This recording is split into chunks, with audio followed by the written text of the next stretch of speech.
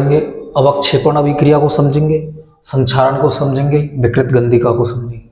ठीक है ना। ऊष्मा क्षेपी अभिक्रिया, ऊष्मा शोषी अभिक्रिया, संयोजन, वियोजन, विस्थापन, द्विविस्थापन, इन सभी अभिक्रियाओं को मैं पहले के पार्टों में समझा चुका हूं। अब हम पढ़ रहे हैं अवक्षेपण। अवक्षेपण शब्द देखो क्या लिखा हुआ है, अवक्षेपण। अवक्षेपण का मतलब क्षेपण, मतलब कोई चीज क्षेपित हो जाएगी, मतलब नीचे दब जाएगी। ये अवक्षेपण होता क्या है? अवक्षेपण सरल भाषा में समझाता हूं। आपने कभी देखा है पानी में हम मिट्टी घोल देते हैं, मिट्टी घुल गई पानी में, पानी में मिट्टी घुल गई, एक टाइम तक घोलते हैं, उस टाइम पे तो मिट्टी कण और पानी एक दूसरे से मिले होते हैं, लेकिन उसको 1-2 घंटे के बाद अगर हम उसको रोक दें घोलना, 1-2 घंटे के बाद मिट्टी नीचे जम जाएगी, पानी ऊपर आ जाएगा। तो जो मिट्टी नीचे जमी है ना, उस मिट्टी को ही अवक्षेपण कहते हैं। ठीक है ना। आ गया समझ में अवक्षेपण। अब देखो हमको क्या करना है। अवक्षेपण अभिक्रिया समझ में आई। अवक्षेपण अभिक्रिया की परिभाषा बताता हूं आपको। आपको थीम तो समझ में आ गई किस प्रकार से अवक्षेपण होता है। अब मैं परिभाषा बताऊं। जब 2 या 2 से अधिक विलेय या अविलेय पदार्थ आपस में कुछ क्षण के लिए घोल दिए जाते हैं, कुछ क्षण के लिए घोल दिए जाते हैं। ठीक है ना। उसके बाद कुछ समय पश्चात उनमें से कोई पदार्थ का अवक्षेप, कोई पदार्थ नीचे तलहटी में जम जाता है, उसे क्या कहते हैं? अवक्षेपण। तलहटी में जमे हुए पदार्थ को क्या कहते हैं? अवक्षेप। और इस अभिक्रिया, जमने की प्रक्रिया को क्या कहते हैं? अवक्षेपण अभिक्रिया। आ गई समझ में आपके? अवक्षेपण अभिक्रिया क्लियर हो गई। अवक्षेपण अभिक्रिया को हम इससे रासायनिक अभिक्रिया से समझते हैं। AgNO3, Ag का मतलब AgNO3, NO3 में NaCl, इसका मतलब क्या? एक्वस मतलब द्रवित अवस्था में। ये क्या है? द्रवित अवस्था में। इसका मतलब ये भी द्रवित अवस्था में। एक्वस सॉलिड, S का मतलब सॉलिड, मतलब सॉलिड अवस्था में, ये एक्वस अवस्था में, ये भी द्रवित अवस्था में, मतलब घुली हुई पानी के साथ घुली हुई अवस्था में है वो। आ गया समझ में? इनका मतलब समझ में आएगा। एक्वस, ये सॉलिड, ये एक्वस। अगर L आ जाता तो लिक्विड। आप बोलोगे सर ये लिक्विड और एक्वस में क्या संबंध, क्या फर्क है? लिक्विड क्या होता है? लिक्विड वह होता है, लिक्विड को मैं समझाता हूं। लिक्विड मतलब द्रव अवस्था वह होती है जो कोई पदार्थ अपनी मूल अवस्था, मतलब स्वयं, जैसे सोना है, सोने को पिघला दिया जाता है, द्रव अवस्था में आ जाता है, तो उसमें सोना ही तो मौजूद है, तो वो क्या है? लिक्विड अवस्था। और एक्वस अवस्था उसे कहते हैं जैसे चीनी में पानी घोल दिया, मतलब पानी के साथ घुली हुई अवस्था को तो एक्वस अवस्था कहते हैं। और लिक्विड अवस्था में खुद पदार्थ जब द्रवित अवस्था में आ जाता है उसे लिक्विड अवस्था कहते हैं। ये आपके समझ में आ गया एक्वस और लिक्विड का मतलब। अब हम देखते हैं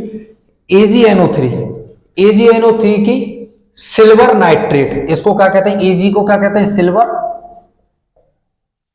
इसको क्या कहते हैं? नाइट्रेट। सिल्वर नाइट्रेट की क्रिया नमक, NaCl, मैंने आपको बताया था पहले क्लास में, नमक जो हमारा खाने वाला है, NaCl, सोडियम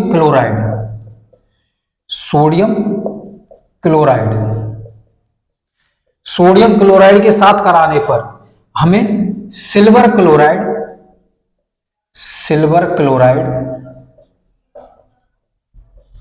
और सोडियम नाइट्रेट का विलयन मिलता है। ये आ गया आपके समझ में। जब AgNO3 हमको लिक्विड अवस्था मिला हुआ है, लिक्विड मतलब एक्वस अवस्था में घुली हुई अवस्था मिला हुआ है, अब हमको क्या करनी है? इसमें से चांदी बाहर निकालनी है। तो चांदी क्या करें?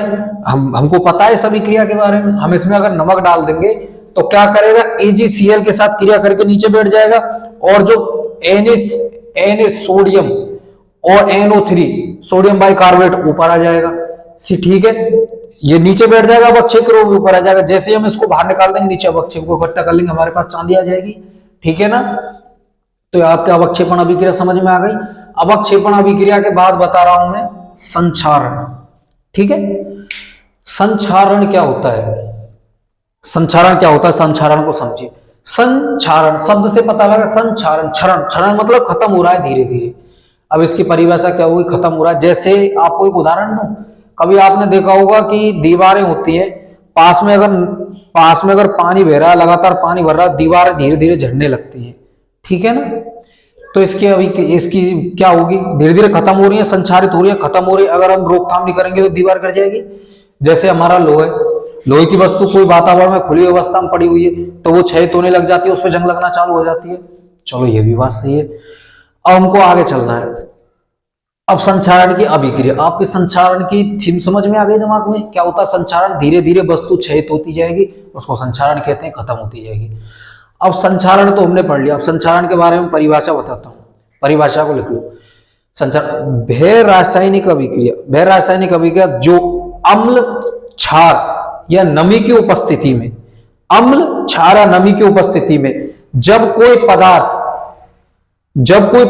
संक्षरित होने लगता है, क्षरित होने लगता है, क्षरित ऐसे लिख देना, क्षरित। जब कोई पदार्थ धीरे धीरे क्षरित होने लगता है, खत्म होने, क्षरित का मतलब खत्म होने लगता है, ठीक है ना, खत्म होने लगता है, क्षरित होने लगता है, खत्म होने लगता है, तो उस अभिक्रिया को, उस प्रक्रिया को संचारण कहते हैं। आ गया समझ में संचारण की परिभाषा? आप इसको लिख लेना, संचारण परिभाषा को। अब चलो संचारण की परिभाषा तो हमारे समझ में आ गई। अब सर इस संचारण को रोके कैसे? रोके कैसे? चलो तो इसको रोकने की प्रक्रियाएं देखते हैं।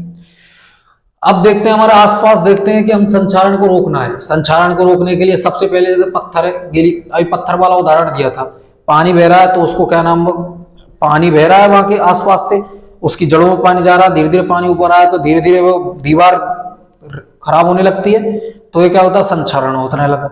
अब क्या करें, यदि हम पानी को उस जड़ में जाने से रोक दें तो संचरण की प्रक्रिया रुक जाएगी। तो बस हमको यही काम करना पड़ेगा उस जगह पे। जैसे लोहे का उदाहरण दिया मैंने, लोहे पे जंग लग रही है, चलो मैं इसको आपको समझाता हूं। लोहे पे जंग लगने को, लोहे पर जंग लगने को मैं आपको समझाता हूं। जैसे लोहे पर जंग लगने के किन किन चीजों की जरूरत पड़ती है? लोहे की, ऑक्सीजन की, लोहे की, ऑक्सीजन की, जल की, जल मतलब नमी की। तब क्या बनता है, Fe3O4 प्लस ये क्या है, जंग लगा हुआ लोहा प्लस H2 नमी अवस्था में रहता है, H2 प्राप्त होता है। ये जंग लगी है। अब लोहे पर जंग लग रही है, यदि ये अभिक्रिया संपन्न करानी है हमको, तो हमको लोहा चाहिए, ऑक्सीजन चाहिए, जल चाहिए, ये तीनों चीज चाहिए। यदि इसमें से हम ऑक्सीजन को हटा देंगे तो क्या ये अभिक्रिया हो जाएगी? नहीं होगी। तो ऑक्सीजन हटाने की क्या क्या प्रक्रिया है, ऑक्सीजन को हम कैसे कैसे हटा सकते हैं? या तो हम पुताई कर देंगे, जिसके कारण प्लास्टिक पेंट से, जिसके कारण वायु उसमें अंदर नहीं जाएगी, प्लास्टिक पेंट के कारण, तभी तो हम लोहे की वस्तुओं पे अपन वो करते हैं पुताई, तो अंदर नहीं जाएगी। अंदर नहीं जाएगी तो क्या होगा, तो जंग नहीं लगेगी हमारी। H2 या H2O को हटा दे, पुताई कर देंगे तो जल नमी अंदर नहीं जाएगी, तो जंग नहीं लगेगी। या क्या करते हैं, ग्रीस लगा के पोत दे, ठीक है। हम जानते हैं कि लोहे पे जंग लग जाती है, लेकिन जस्ते पे जंग नहीं लगती है, जस्ते पे जंग नहीं लगती है, जस्ते पे जंग नहीं लगती है तो हम क्या, यसद लेपन कर देते हैं। यसद लेपन का मतलब क्या होता है, यसद लेपन, यसद लेपन, लेपन मतलब लेप करना, लेपन, लेपन मतलब लेपना, मतलब उसके ऊपर कुछ चढ़ाना। लेपन से समझ में आया, यसद लेपन, लेपन का मतलब कुछ उसके ऊपर चढ़ाना। यसद लेपन की प्रक्रिया, जब लोहे की वस्तु पे जस्ते की परत चढ़ा दी जाती है, जस्ते की परत, जस्ते की परत, जब लोहे की वस्तु पे जस्ते की परत चढ़ा दी जाती है तो उसे क्या कहते हैं, यसद लेपन। आपके यसद लेपन समझ में आ गया होगा। यसद लेपन के बाद बताता हूं मैं आपको, यसद लेपन करके भी हम संचारण को रोक सकते हैं। अब हम किस तरीके से रोकते हैं, मिश्र धातु बनाकर। आपने मिश्र धातु बनाकर कैसे, हम जानते हैं तांबे में भी जंग लग जाती है, तो हम जानते हैं पीतल, देखा पीतल आपने, पीतल, पहले पीतल के बर्तन चलते थे, पीतल, पीतल में दो धातु, पी से पीताजी, ये ट्रिक है बेटा, ट्रिक, ठीक है। पी से पीतल, ता से तांबा, जैसे जस्ता, ठीक है ना। पी से पीतल, पीतल में क्या क्या होता है, तांबा प्लस जस्ता। तांबे और जस्ते को एक निश्चित अनुपात में मिलाने पर हमको क्या प्राप्त होती है, पीतल प्राप्त होती है। अब पीतल कैसी धातु है, मिश्र धातु। मिश्र धातु समझ में आई, मिश्र धातु। आपको मिश्र धातु की परिभाषा बताता हूं। जब कोई दो भिन्न धातुओं को आपस में मिला दिया जाता है तो उससे बनने वाली धातु मिश्र धातु होती है। जैसे हमारा सोना, सोना होता है, सोना कितने कैरेट का होता है? 24 कैरेट का। लेकिन 24 कैरेट होता है ना इसमें, 24 कैरेट, 24 कैरेट, कैरेट में नापने, सोने का मात्रक क्या है? कैरेट, ठीक है ना। 24 कैरेट। अबे 24 कैरेट का सोना, कोई भी अगर कोई भी कह दे कि 24 कैरेट का सोना है, 24 कैरेट का सोना कभी हो नहीं सकता, उसका गहना नहीं बनेगा। 24 कैरेट के सोने का गहना कभी नहीं बनता है। 22 कैरेट के सोने का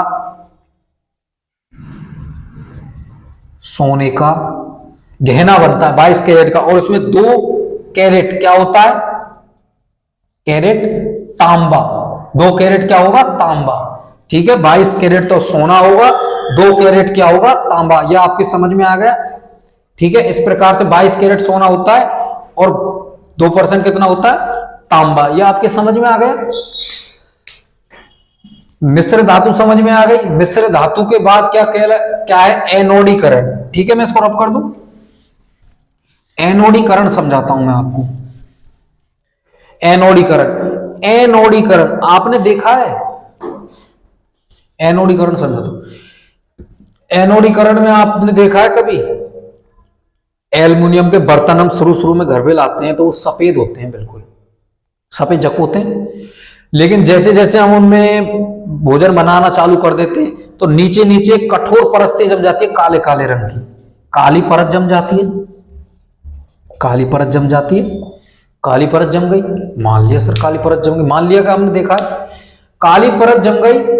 अब ये काली परत को आप देखना किसी चीज से खुरच के, वो खुरचेगी नहीं, मतलब वो निकलेगी नहीं उससे। और हम एल्युमिनियम को जब नया लाते हैं तो उसको हम किसी चीज से वो रगड़ देते हैं तो एल्युमिनियम थोड़ा थोड़ा छूटने लग जाता है। तो एल्युमिनियम की जब ऑक्सीजन, एल्युमिनियम लाए और हमने उसको गर्म किया, ऑक्सीजन वातावरण में होती है, ऑक्सीजन से क्रिया करके एल्युमिनियम ऑक्सीजन से क्रिया करके क्या बना देती है? Aluminium oxide. क्या बना लेती है? Aluminium oxide. एल्युमिनियम ऑक्साइड बना लेगी तो हमको क्या प्राप्त होगा? उसको कहते हैं एनोडीकरण। यह आ गई समझ में आपके? एनोडीकरण आ गया। या सतलीपन आपको समझा दिया, जस्ते की परत, मिश्र धातु जो अलग अलग प्रकार की धातुओं को मिलाने पर एनोडीकरण, एल्युमिनियम पर ऑक्सीजन की परत चढ़ने के बाद वो कठोर हो जाती है, एनोडीकरण कहलाता है। यह आपको समझा दिया संचरण FeO2 plus H2O, iron oxygen plus H2O, Fe3 plus H2O। यह आपके समझ में आ गया। ये जंग लगे लोहे की, जंग लगा हुआ लोहा, जंग लगा हुआ लोहा, ये क्या है? जंग लगा हुआ लोहा। अब समझते हैं हम विकृत गंधी का, रब कर दो इसको, आप लिख लेना। विकृत गंधीता, विकृत गंधीता क्या होती है? कुछ शब्द से लग रहा है गंधीता, गंधीता मतलब गंदगी, गंधी, गंधी, गंधी आपके समझ में आ रहा है? गंधी, गंधी, कुछ गंदी गंदी सी चीज हो, गंदी वास या स्मेल कुछ भी आई तो गंदी, विकृत गंधी। आपने ये देखा है कहीं? बोलोगे सर हमने ये चीज पता नहीं, कोई बोलेगा हाँ देखिए, तो मैं बताता हूं आपको जिन्होंने नहीं देखी है विकृत गंधी का। आपने कभी जो अपन का चिप्स का पैकेट आता है उसमें अगर हवा भरी, आप कैसा पैकेट लेके आते हो वहां से? हवा भरा हुआ, वायु से फूला हुआ या वायु से निकला हुआ? सर हम तो वायु से भरा हुआ लेके आते हैं, ऐसा लगता है कि बहुत ज्यादा होती है। नहीं, वो ज्यादा के लिए नहीं होती बेटा, मैं आपको उसके बारे में समझाऊंगा। तो इसका मतलब क्या हुआ? हम क्या लाते हैं? वायु से भरा हुआ। यदि हमने कभी, आपने देखा हो वायु से, कभी कभार दुकानदार हमको वायु निकला हुआ पैकेट दे देता है, तो उसकी चिप्स अगर वो 1 महीने या 15 दिन पुराना वायु से निकला हुआ पैकेट है तो उसकी चिप्स में स्मेल हो जाएगी, खाने में स्वाद में खराब लगेगी और उसमें थोड़ी थोड़ी स्मेल आएगी। ये स्मेल क्यों आ रही है? क्योंकि तेलीय पदार्थ, विकृत गंधी का एक परिभाषा बता रहा हूं, जब तेलीय पदार्थ ऑक्सीजन से जब तेलीय पदार्थों को वातावरण में रखा जाता है तो उनमें गंध उत्पन्न हो जाती है। ये गंध उत्पन्न क्यों होती है? जब तेलीय पदार्थों को ऑक्सीजन की उपस्थिति में रखा जाता है तो उनमें गंध उत्पन्न हो जाती है। इसे हम क्या कहते हैं? विकृत गंधिता। विकृत गंधिता की पूरा समझ में आ गई। तेलीय पदार्थ जब ऑक्सीजन से क्रिया कर लेते तो उन पदार्थों में गंध उत्पन्न हो जाती है। इस गंध को हम क्या कहते हैं? विकृत गंधिता। विकृत गंधिता की परिभाषा क्लियर हो गई। अब विकृत गंधिता होती है तो विकृत गंधिता को रोकने के लिए क्या करते हैं? जैसे उसमें क्या डालते हैं हम? चिप्स के पैकेट में जो गैस भरी होती है वो कौन सी गैस होती है बेटा? इंपॉर्टेंट है, नाइट्रोजन गैस। कौन सी गैस होती है? Nitrogen gas. Sir nitrogen gas क्यों भरी उसमें? हमको पता है तेलीय पदार्थ वसा की उपस्थिति में क्या कर जाते हैं? तेलीय पदार्थ वसा की उपस्थिति, तेलीय पदार्थ ऑक्सीजन की उपस्थिति में क्या कर जाते हैं? क्रिया कर जाते हैं, जिससे विकृत गंधिता उत्पन्न होती है। यदि हम ऑक्सीजन को ही ना छोड़ें तो ऐसा संभव है?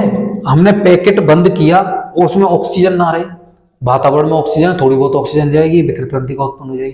तो क्या करती हैं कंपनियों को पता है नाइट्रोजन ऐसी गैस है जो ऑक्सीजन से क्रिया कर लेती है, NO2 बना लेती है, NO3 बना लेती है, ठीक है, NO2 NO3 ये बना लेती है। तो ये बन जाएगी तो ऑक्सीजन उसके अंदर रहे। अगर थोड़ी बहुत भी ऑक्सीजन होगी तो उनसे नाइट्रोजन से क्रिया करके नाइट्राइट इस प्रकार से बना लेगी। अब बना लेगी तो उसमें क्या है? कुछ भी ऑक्सीजन से अभी क्रिया नहीं कर पाएगी तो विकृत गंधिता उत्पन्न नहीं हो पाएगी, गंधिता उत्पन्न नहीं हो पाएगी। इसलिए हमारे चिप्स की पैकेट बोलते हैं ना, हम चिप्स के पैकेटों को अरे इतना फूला हुआ है और उसमें इतनी सी चिप्स निकली है कि हमको ये धोखा देने के लिए बनाया। धोखा देने के लिए नहीं किया गया बेटा, ये किया गया है जिससे उसमें क्या? विकृत गंधिता उत्पन्न ना हो। विकृत गंधिता आपकी समझ में आ गई, अवक्षेपण आपकी समझ में आ गया, संक्षारण आपकी समझ में आ गया। अब हम करेंगे बुक के जो क्वेश्चन दिए हुए हैं उन क्वेश्चनों को समझेंगे सबको, ठीक है? क्लियर हो गया आपके?